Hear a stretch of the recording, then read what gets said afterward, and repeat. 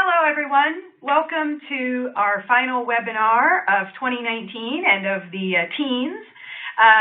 This is Heather Schneider from Wilkie Farr and Gallagher.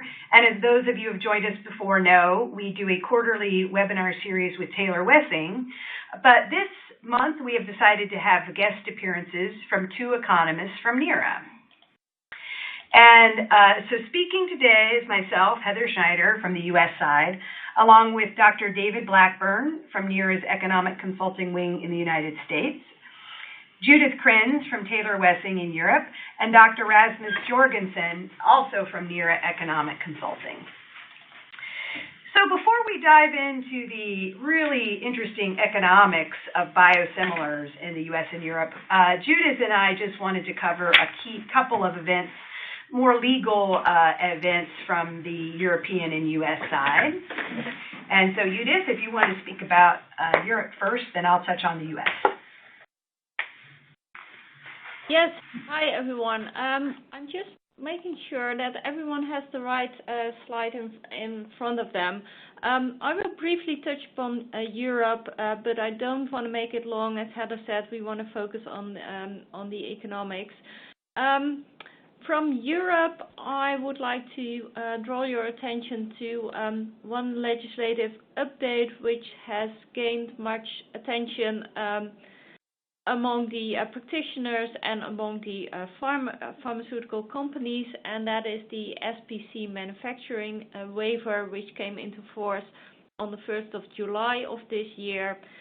It is legislation relating to manufacturing and stockpiling, and it actually says that during the time, the duration of an SPC, a supplementary protection certificate, one can start manufacturing the product in the European Union for export purposes without infringing the SPC.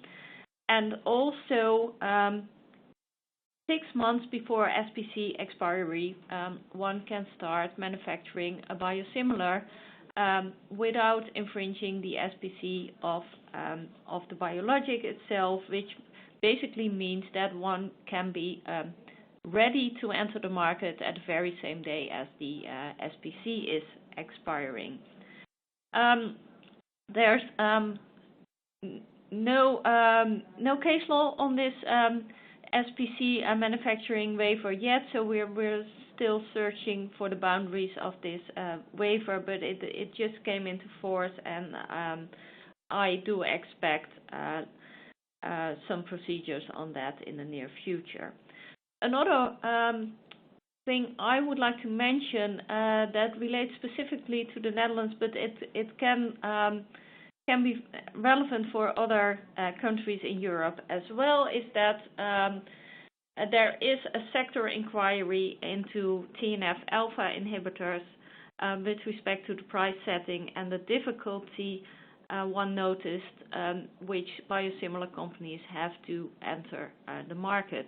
There's research going on at the moment, and we do expect a publication on the research in the first half of next year. That brings me to the next slide, which merely provides an overview of the biosimilars which enter the market in Europe in this year, or for which marketing approval has been obtained. And as you will see, I won't run through the entire list, but there are, to no surprise, I guess, quite some adalimumab biosimilars entering the market at the moment. But we also see trastuzumab and bevacizumab, either applications for marketing authorizations or launches.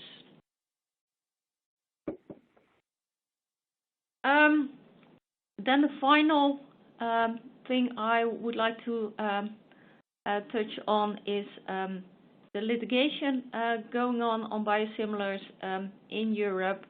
There is quite some litigation going on, but there are not a lot of judgments on biosimilars in Europe, and the reason being that most of the litigation is settled either before trial or before a judgment has been rendered. I have mentioned two cases on this slide. One is Pfizer versus Roche, the bevacizumab litigation. This was litigation initiated by Pfizer in order to clear the way in several European jurisdictions with the aim of entering the market upon expiry of the SPC for bevacizumab, which was Roche's originator product. Those cases didn't end up in final judgments. There were some interim judgments, but at some point the case was settled in all European jurisdictions. And the final case I would like to mention is Biogen versus Celltrion related to rituximab. That's litigation which has been going on also in several European jurisdictions. The case I would like to touch upon here is a case from the Court of Appeal in the Netherlands, nullity proceedings initiated by Celltrion. Celltrion won in first instance, and in appeal, the Court of Appeal said, well, we will put the proceedings on hold pending the outcome of the case in opposition proceedings before the EPO. That is something which also happened in a couple of other jurisdictions, and in the end, the case has settled. That was really quick something about Europe. I would like to hand over to Heather again, so she can touch upon the U.S. Thank you, Judith. As she mentioned, before we jump into the economics, we just wanted to give you these updates. Legislative update in the U.S., it's been a big year. For those of you who've been on prior webinars, we had a whole webinar discussing various legislative proposals. The end result is that in the United States, there's a bunch of proposals floating around, some that would limit the ability to get patents, some that would prevent so-called patent thickets, where you have a lot of patents on one product, some that would change the IPR process. There were just updates in the U.S. news today about a bill in Congress gaining traction that would affect, in the non-biosimilar world, it would affect the 180-day exclusivity for generics. Some other provisions may have impacts on biosimilars as well. One thing that's clear in the United States is that both Republicans and Democrats say they want to control drug prices, and a lot of people might be trying to show their constituents that they can get something done before the elections next year. So it's definitely a hot area to be on top of. We've also had a lot of biosimilar approvals and launches this year. And as Judith said, a lot of them are adalimumab biosimilars, which have been approved but are not going to be launching in the United States until 2023 or so. We've talked in previous webinars about some antitrust issues and cases that are pending, arguing that it was anti-competitive for companies to agree to enter with their adalimumab biosimilar in Europe first and wait for the U.S. until later. So that's something we'll definitely be keeping an eye on in 2020. And then finally, also a couple of litigations here. We had the Amgen bevacizumab launch and the Amgen trastuzumab launch. They were both launches at risk that occurred after Genentech moved for a preliminary injunction. They're both on appeal to the Federal Circuit, and we will be watching those very closely in 2020 as well. And with that, I will hand it over to Dr. Blackburn to discuss, and Dr. Jorgensen to discuss economics in Europe and the U.S. Thanks, Heather. Let me start by making two observations on biological medicines. First, biologics are expected to account for 28% of global pharmaceutical spending in the years to come. Second, many of the best-selling biological drugs have seen their patents expire in recent years. As a result, competitors, that is biosimilars, have entered the marketplace and increased consumer access to these medicines. Now, one key economic question is whether competition between the original biological drug and the biosimilars have lowered prices for end users. Now, one should keep in mind that biological medicines are large, complex molecules, which may limit price competition if it's difficult to substitute one medicine for another. Another challenge related to biosimilars is that we have a limited track record of their performance in the marketplace, especially in the US. Biosimilars have gained a stronger foothold in the European market relative to the US, with a greater number of approved biosimilars in the EU, in addition to longer periods of observed biosimilar competition in the EU marketplace. This is to be expected, as the EU was the first to set guidelines for introducing biosimilars back in 2005. In addition to that, European governments are also more involved in healthcare decisions, with a greater ability to steer demand towards the new biosimilar medicines. How are biosimilars introduced in the EU marketplace? The short answer is the European Medicines Agency approves a biosimilar if it's highly similar to a reference medicine in terms of its efficacy and safety. That is, biosimilarity is demonstrated if there are no meaningful differences between the original biological medicine and the new drug that wants to enter the EU market. Note that the European Medicines Agency has the authority to approve biosimilars to be marketed in the EU, but any decisions regarding prescribing practices, including the substitution of the reference drug and the biosimilar, those decisions are left to each individual member state. There are many factors that affect biosimilar uptake. In Europe, tenders are widely used when procuring medicines. To give a high-level summary, countries such as Norway and Denmark use national single-winner tenders, while continental Europe, France, Italy, and also the UK use regional tenders, and in some cases, tenders with multiple winners. Other countries such as Germany and the Netherlands contract directly with manufacturers to find the best possible deal. Now, one advantage of single winner tenders is that they exert maximum price pressure in the short run. But one concern with a single winner tender design is that it may reduce the number of competitors in the marketplace, which may affect long-term outcomes. In contrast, multiple winner tenders may not obtain the lowest possible price in the short run, but they may sustain a competitive market structure in the long run. This view was recently expressed in a press release by the National Health Services in the UK that stated that the key principle for their tendering strategy of adalimumab biosimilars is to ensure plurality of suppliers over the long term. So to sum up, tenders are an important part of demand for biologics and biosimilars in Europe. There are, of course, other aspects. At the end of the day, doctors are, of course, the ones deciding which medicines to prescribe within the constraints they operate in. And again, countries across Europe have explored different mechanisms to encourage the use of biosimilars, from quotas, financial incentives, general awareness campaigns, to direct substitution recommendations. Now let's look at the top 10 best-selling biological medicines in 2017. This exhibit shows that Humira was the best-selling drug in the world with more than $20 billion in global sales.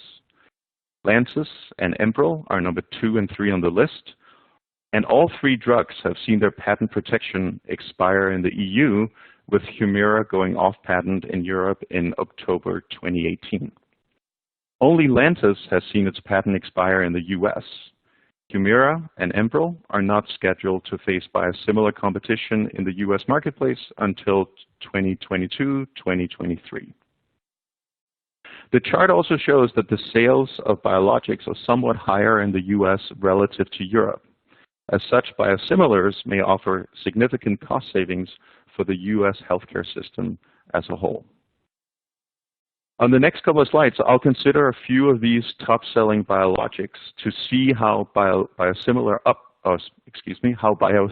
competition has affected prices and market shares in Europe. The first example is MabThera, that is used to treat certain blood cancers and inflammatory conditions. MabThera has faced 3 biosimilar competitors in the EU market since 2017. As seen in the table, these biosimilars have seen a significant and immediate take-up in the Netherlands and the UK, with market shares of 29% and 38%. In contrast, the market shares of biosimilars are less than 5% in countries such as France and Spain. In terms of prices, these biosimilars have led to modest price reductions, with a 3% price reduction for the EU as a whole. The next examples are Remicade and Enbrel, that are anti-inflammatory medicines used to treat various kinds of arthritis. These medicines have faced biosimilar competition in the EU market since 2015 from biosimilars such as Remsima, Inflectra, and others. In this case, we see that biosimilars have achieved significant market shares, ranging from 26% in France to 94% in Denmark. Denmark has also seen a price reduction of 32% for these drugs, but the UK has seen modest price changes in spite of a biosimilar market share of 69%.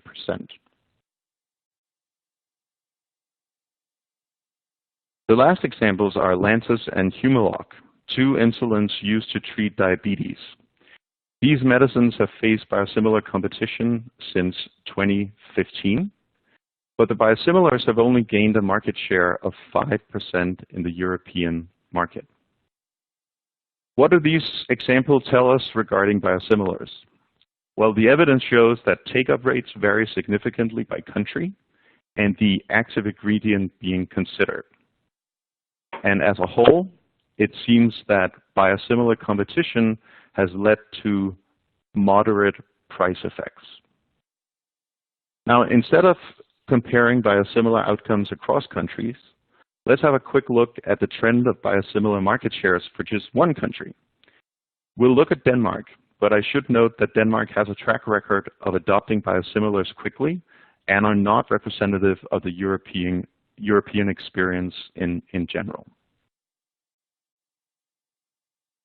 This table shows that Lantus, one of the insulin medicines from before, has a market share of 81% in Denmark in 2018, despite having faced 4 years of biosimilar competition.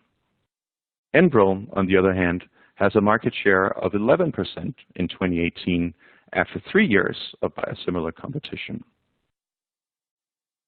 The market for infliximab medicines has seen a switch from Remicade, the original biological, to Remsima in 2016, followed by another switch to Inflectra in 2018. So in the case of the biosimilar Remsima, one day you're in and the next one you're out. This example shows how single winner tenders can move market shares quickly. These tenders may achieve the lowest possible price, but may not secure a plurality of suppliers over the long run, as expressed by the National Health Services in the UK.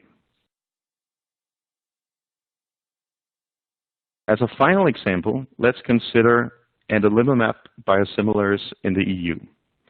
As I've already mentioned, Humira saw its patent protection expire in October 2018 in Europe. This graph shows the prices of adalimumab medicines submitted to national tenders for the Danish pharmacy market. These tenders take place every 2 weeks, and all tendering prices are published afterwards for the public to see. In late 2018, we see Humira submitting a tender price that's 8% below Humira's price. while other competitors such as Emraldi offers a price that is 35% below the price of Humira. Amjevita, on the other hand, matches Humira's price initially only to match the lowest price of Emraldi starting in February 2019. This evidence suggests that adalimumab medicines are now cheaper in Denmark. The question remains, however, if biosimilars have gained a foothold in the marketplace.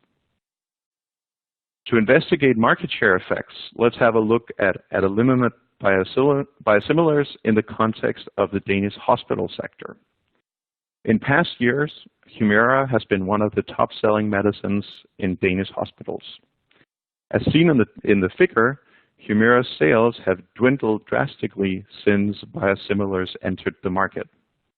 In fact, the Danish Procurement Agency published a press release on March 25 this year saying that they've succeeded in switching 90% of adalimumab use to new biosimilar drugs in less than a month.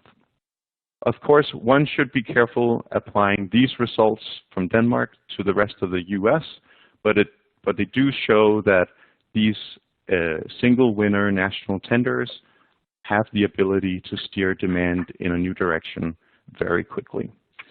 And with that said, I'll pass it on to Dave. Okay, thanks Rasmus, and thanks everybody. Thanks for having me, and thanks for taking time out of your morning or afternoon, depending on where you are in the world, to listen to us. So I want to do... Hey, Dave. Hey, Dave. Hello? Yeah? Really quick, I don't want to interrupt everyone, but this is Heather, and I wanted to read the CLE code for people in the United States who want to get CLE credit. It's WFG 1408, WFG 1408. And with that, Dave, I will let you continue. Thank you. Okay, I will certainly agree. That is probably more important than anything else that's going to be said to much of the audience. Okay, thank you. So I want to do something similar to what Rasmus was doing and talk about some of what we've seen in the U.S. But before I do that, I want to sort of take a step through the economics of the question. So, you know, one of the things that I've seen over the past few years, now that we've had some launches in the U.S., of course, you know, we saw in Europe, in some places, uptakes that are pretty high, you know, country by country, but overall still not a major movement to the biosimilars. And in the U.S., I think there's been a lot of disappointment, at least maybe among politicians and in the press, that you know, we were looking forward to biosimilars being out there and being something that could really be one of these impacts in driving down drug prices. There's so much money spent on biologics in the U.S. that if we could get a generic version of biologics, right, then we could see a big movement, big shift to biosimilars and a big drop in price in a way that would benefit the health system as a whole and reduce spending as a whole. And we haven't really seen that. And I think it's important for us to recognize that we shouldn't actually be that surprised by that. I mean, biosimilars are not generics, right? The experience of generics in the U.S., at least, you know, what we're used to now, so something like we see on this chart, that within just a couple of years of generic, you know, immediately generics come in and prices drop dramatically, and they continue to erode as time goes on. Prices continue to erode as time goes on, and as more and more generics get in. You know, so on the price side, we see big impacts. And this is another chart here. This is a couple years old, so it has data through 2012. This is from a Journal of Medical Economics paper that shows, you know, 12 months after the first generics come in, prices have brand shares are down to like 20%. That's even more so now. If you look at data from 2017 or 2018, I mean, it's like closer to 90%, if not 90% now. And so we all know the story of what happens for small molecule drugs when generics come out. The brands lose everything. You have automatic substitution, you know, particularly for pharmacy dispensed drugs. You have automatic substitution across the board. Generics don't have to market to consumers. They don't have to market to doctors. Doctors can write the brand name on the script, and unless they write dispensed as written, when you take that to the pharmacy, you're going to get the generic if there's a generic. And so, if we're looking at that experience and using that as our benchmark for what we should see, what we hope to see, or what we expect to see for biosimilars in the United States, we're just going to be continually disappointed. And it's really because the economics of biosimilar competition with the reference product and the economics and the regulatory framework between small molecule generics and the brands are really it's just fundamentally different. So let's look at what's actually happened. So these are some numbers on biosimilar traction in the U.S. These are all sort of, we should think of these as approximate. They're all drawn from various public statements, which is why the time frame for all of them are a little bit different. It depends on when companies are reporting things, or when some sort of public analysis of IMS or IQVIA data or other parties' data have been announced. And the figures at the top there, keeping in mind that 80% of market share for small molecule generics, these days, that's from the previous slide, these days is probably closer to 90. But a year after having small molecule generics, we have this huge impact. And if you look at all the biosimilars that have been launched in the U.S., a couple months in or 5 years in, for some of the Granix ones, there's really not anything close to that. I think as a standard, we've seen like 15 to 20% price discounts relative to the reference price biologic, and that has gotten more aggressive in recent months. But we still haven't seen anything close to the huge swings over to the biosimilars that we see for generics. So, there's the Neupogen, Biosim, Zarxio, Granix have done okay. That's still pretty small. And so, Neupogen, even putting those two together, is still 50 or 60% of the market, with Zarxio and Granix taking, maybe 40 or 50%, depending on how those numbers have changed in recent months. Renflexis, 2 years in, hasn't done much against Remicade. Fulfilia against Neulasta has not done much in its first year out there. And so there has been some movement, but this is the sort of image that we see where we hear people worried and wondering about what's going on and why this isn't getting us there. Like I said, typically we see something like a 15, 20, 30% discount relative to the reference price on pricing. Like I said, Zarxio has gotten more aggressive recently, and we'll see whether that gets anywhere.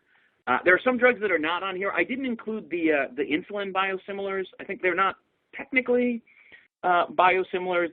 They're a little bit on the market, a little bit older, and I think they predate the ABLA application. So you sometimes see them referred to as biosimilars and sometimes not. Their numbers look sort of similar to the Zarxio. 20% 18, 25% of share with a similar sort of 20% discount.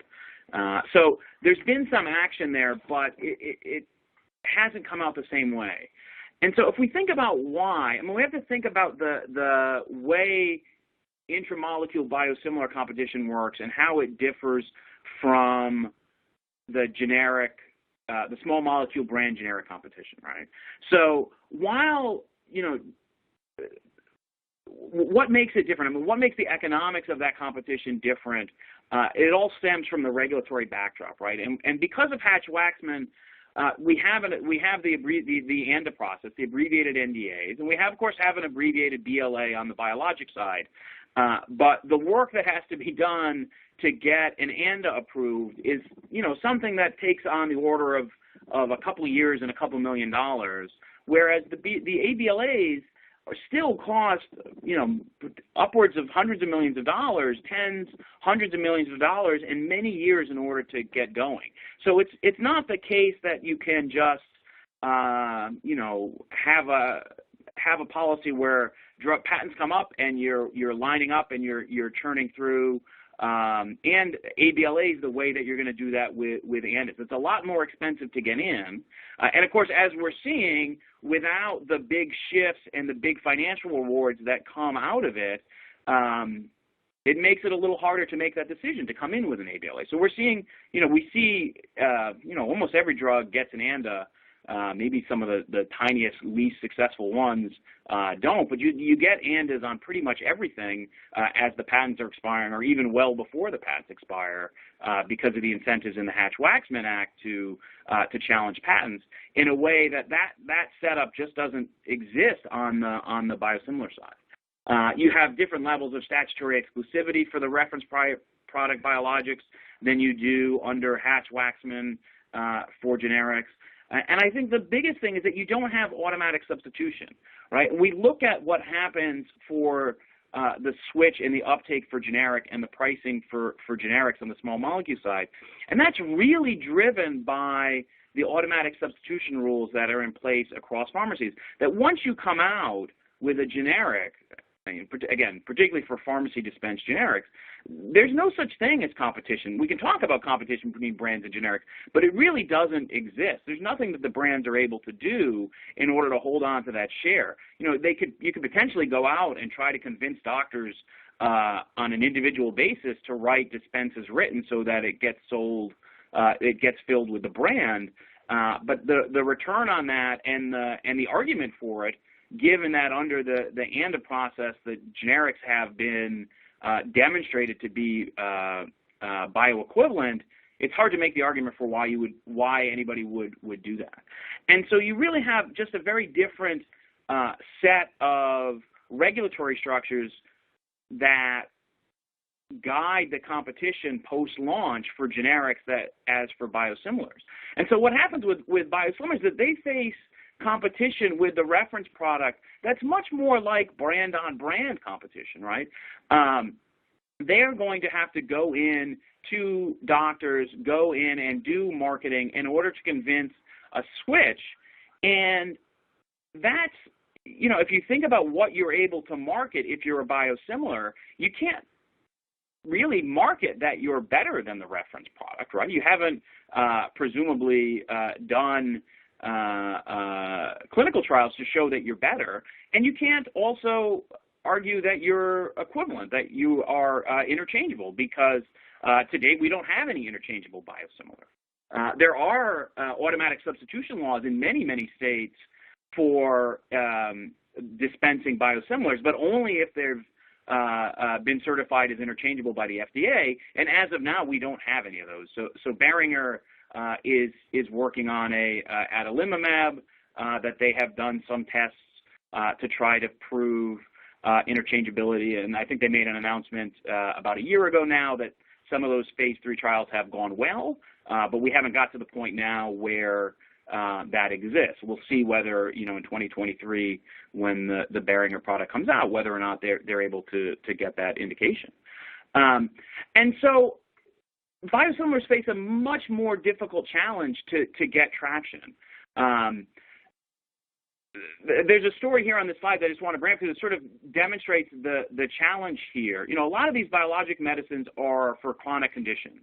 And what you have then are two different types of patient populations. You have existing patients who are already on the reference price biologic, and you have new patients who are new to the treatment and haven't, say, been on Humira before, right? If we're talking about 2023, right? Now, if you're an existing patient, you've been taking the reference product biologic, and it works well, you've got a hesitancy to switch, right? I mean, you can imagine if you're treating Crohn's disease and you've had success, what incentive do you have to switch to something that might not work as well? You may have struggled with this for a long time. You've struggled with treatment for a long time. You now have something that works. you can sort of understand the hesitancy to switch away from that. And so one of the things that I think we've seen biosimilars do is focus a little more on trying to convert new patients, right, where there's going to be less of a fear for the patient of moving away from something that already works, but you still have the problem with convincing doctors to try something new when the reference product has already worked for their prior patients, right? And so there's a story here on this slide from a Remicade Inflectra switch for Blue Cross Blue Shield. So in January 2018, this is not a nationwide Blue Cross Blue Shield plan. I think it was a plan in Pennsylvania. I may have the state wrong. I didn't put it on the slide, so apologies.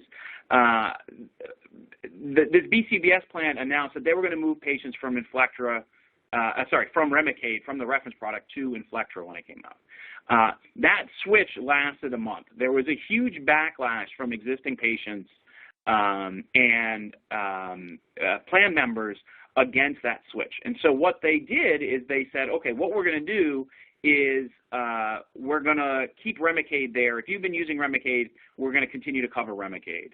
And even for new patients who they want to switch to Inflectra, again, because there's a, 15-20% cost reduction, right? Even there, they listed certain conditions under which they would cover Remicade instead of Inflectra, right?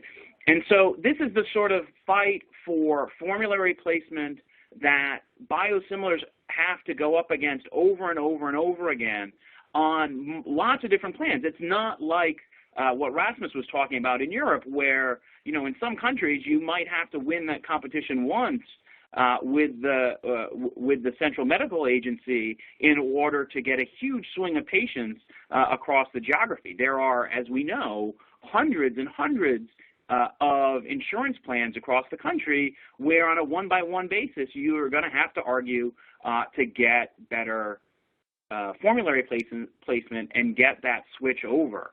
Now, that, of course, that's not a problem with small molecule drugs. Generics go immediately to Tier 1 and the brands get dropped.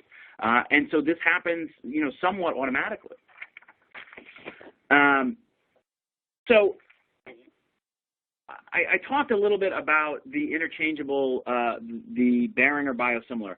When we look at the slide before that showed the switching and the price changes for the biosimilars in the U.S., it's important to keep in mind that none of those were interchangeable. It'll be very, very interesting to see what happens in the summer of 2023 if Boehringer does manage to get the interchangeability designation on its adalimumab biosim. If that happens, you could see a significantly quicker switch to that product. I think it gives it potentially. We'll see how it plays out because the way Humira is dispensed is not the way that a lot of pharmacy dispensed drugs are dispensed, and the people who use it and the conditions they have will be different. But it potentially gives Boehringer a huge leg up against the other 6 or 7 adalimumab biosims that have been approved, and certainly puts them in a much better position to compete with and try to take sales and share away from Humira. So, that's still 4 years away now. I guess it could be earlier if those antitrust cases play out in a particular way, although they tend to last a long time. It might be 2023 before that's all done anyway. But we'll see. I mean, I think it's something that's very interesting to keep an eye on.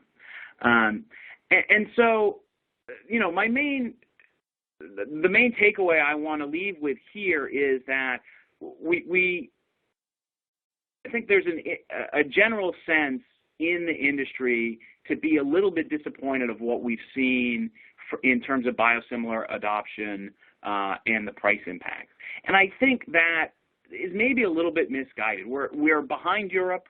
Of course, Europe has a lot more centralized decision-making processes. They also have a longer time with biosimilars. They've been on the market in general much longer than they have in the United States.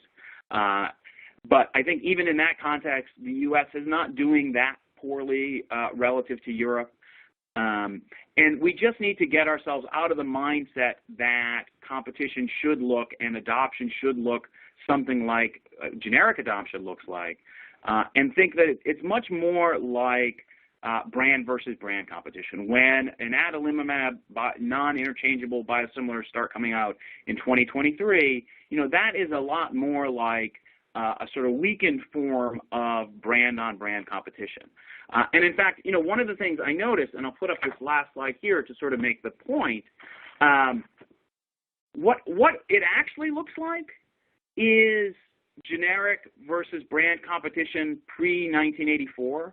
So back before Hatch-Waxman, it was not easy to get generics approved. Many, many drugs didn't have generics. It was expensive. You had to do a lot more clinical testing. The ANDA pathway didn't exist.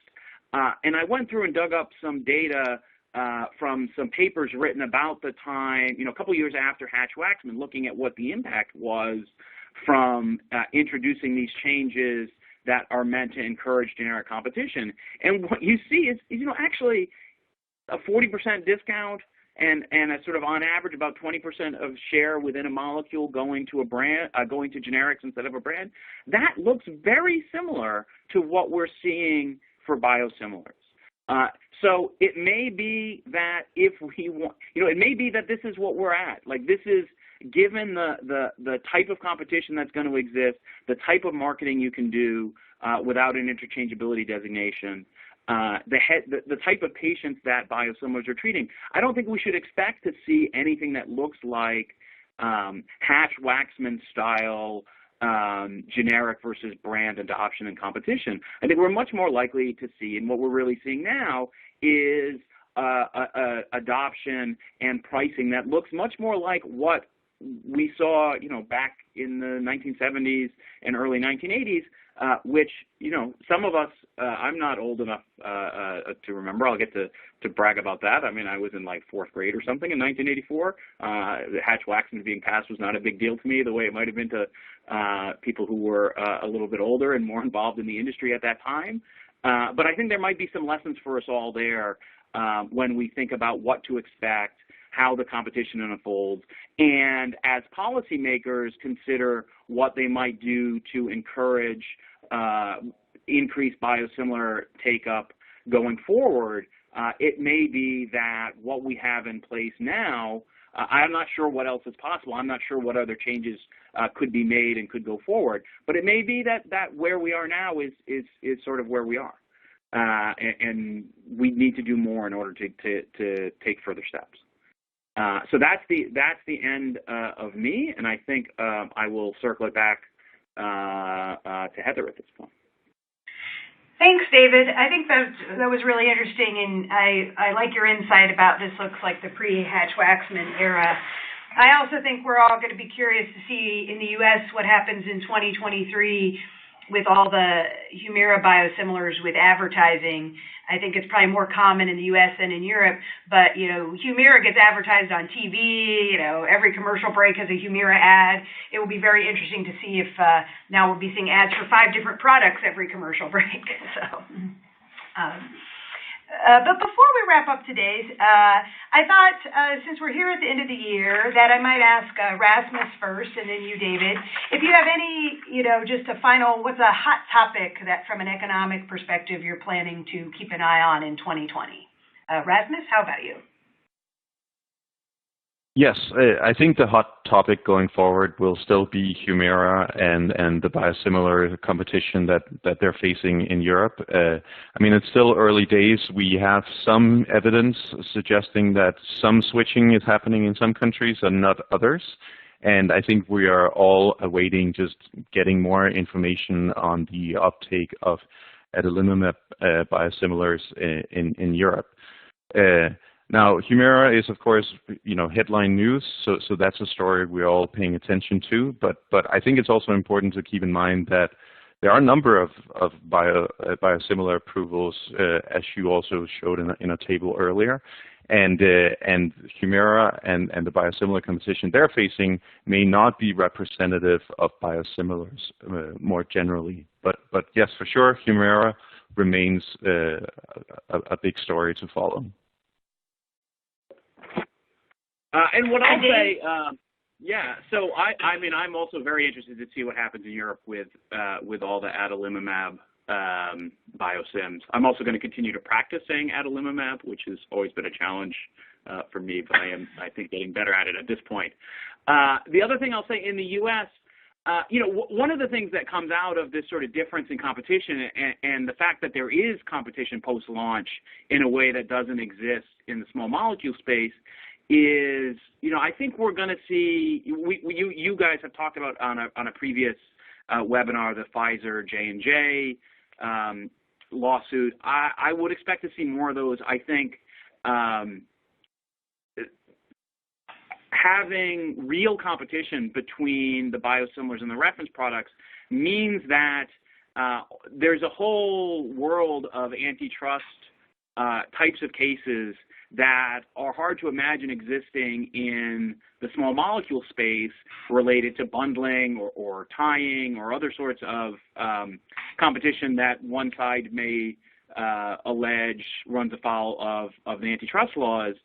And so I think I'm very interested to see where that goes and what sort of cases come down the road as more and more biosimilars actually get launched. I mean, we've had, every year we get more and more in the U.S. I think that's going to continue.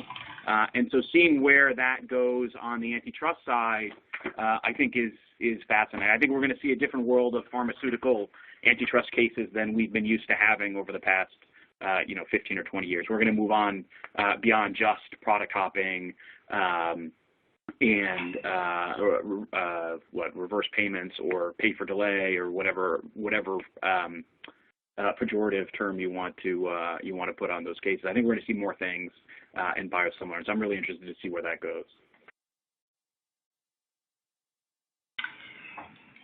Thanks a lot. And before we wrap up, we do have a way to receive questions from the audience, and if there's something we can address now, we sometimes do, other times we follow up by email. But we had a question about whether the pre-entry price of biosimilar reference drugs in Europe is below the price of the same drug in the U.S., so the reduction in price after biosimilar entry is coming off a lower pre-entry price and thus leading to an even lower price in Europe relative to the U.S. Rasmus and Dave, I don't know if you have any thoughts on that. It might be a little hard to compare prices in Europe versus the U.S. because of all the tenders and the formularies and things you were talking about, but if you have any thoughts, please let us know. Yeah, I don't know that I think we'd have to dig into the data to know that. And of course, as we all know, figuring out what the actual price is always a challenge. My gut is that the answer is yes, that the starting prices in Europe tend to be a little bit lower than in the U.S., but that's probably a case by case answer to that. Yeah, because it's very hard in the U.S. to figure out even what price you're talking about. As mentioned in those antitrust cases you discussed, nobody's really paying a sort of a stock standard list price. It all has to do with the insurance and the rebates. But we can definitely give that more thought, and if anybody would like to reach out to any of the speakers after the presentation, in the last few slides of the presentation, you'll see biographies for me and Judith, and most importantly for our guest speakers. And we hope everyone enjoyed the webinar today, and we hope everyone has a Happy New Year.